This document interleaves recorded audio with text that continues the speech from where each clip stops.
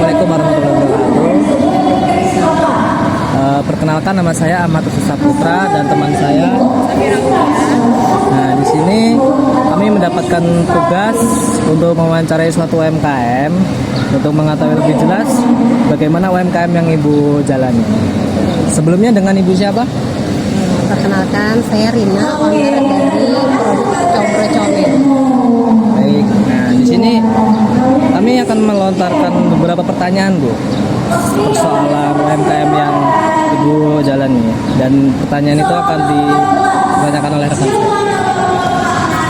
Sebelumnya boleh ceritain sedikit nggak Bu tentang usaha Ibu Combro Comel ini?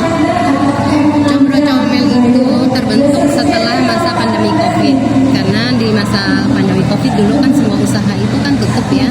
Nah, termasuk usaha saya sebelum Combro Comel, saya pernah buka kantin yang akhirnya di masa pandemi itu ikut gulung tikar. Nah, kemudian tercetuslah ingin buat makanan, suatu kuliner yang itu disukai oleh banyak orang.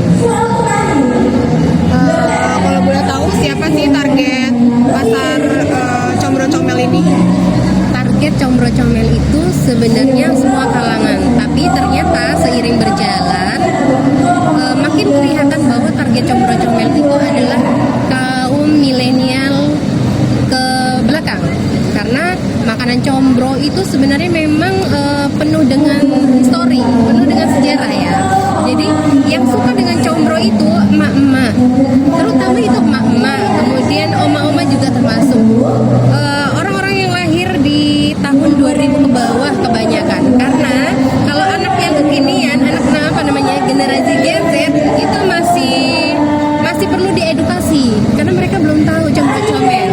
Jadi kalau setiap ada event Combro Comel itu generasi Gen Z itu dia pasti nanya, combro itu apa sih tante, gitu kan, isinya apa? Nah, mereka belum tahu. Maka di dalam penjualan Combro Comel itu juga termasuk harus mengedukasi generasi yang sekarang ini biar tahu bahwa ini adalah warisan kuliner Nusantara yang perlu mereka juga ketahui. Apa sih varian yang disukain sama milenial itu, Bu? Combro Comel sendiri itu ada beberapa varian, yang diantaranya itu varian original, ada kemudian namanya combro kemangi yang berisikan kemangi, kemudian ada combro cemen yang tidak terlalu pedas, kemudian juga ada misro. Nah, untuk sejauh ini best seller produk untuk Combro Comel itu adalah yang kemangi, untuk varian kemangi. Ya, banyak orang yang suka. Terus bagaimana sih caranya agar kualitas produk yang Ibu jual tuh tetap konsisten dan selalu sesuai sama ekspektasi pelanggan-pelanggannya? Kita tetap jaga SOP. Jadi dari cita rasa, dari resep itu kita udah gramasi sehingga dari hari ke hari, bulan ke bulan, dan tahun ke tahun tidak merubah cita rasa.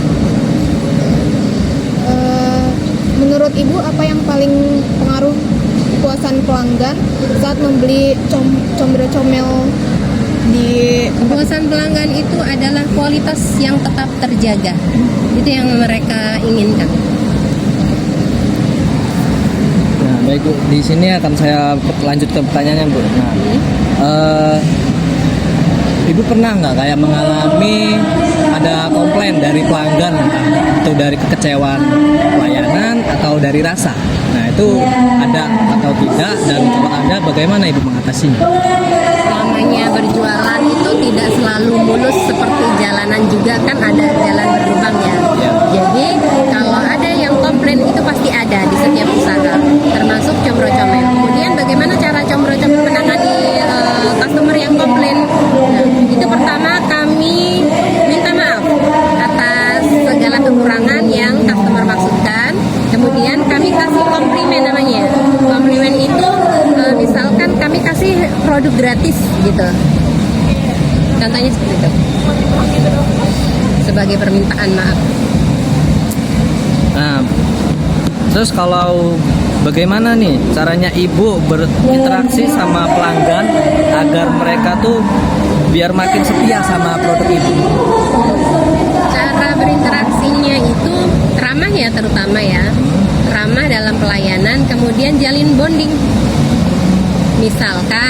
kita bikin promo beli 2 gratis 1.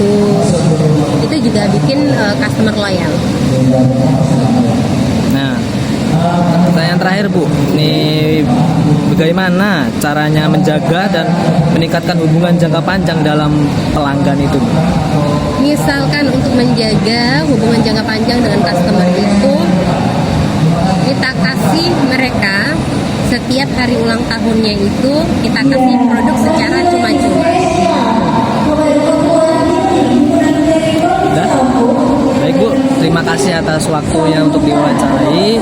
Kami tutup. Wassalamualaikum warahmatullahi wabarakatuh.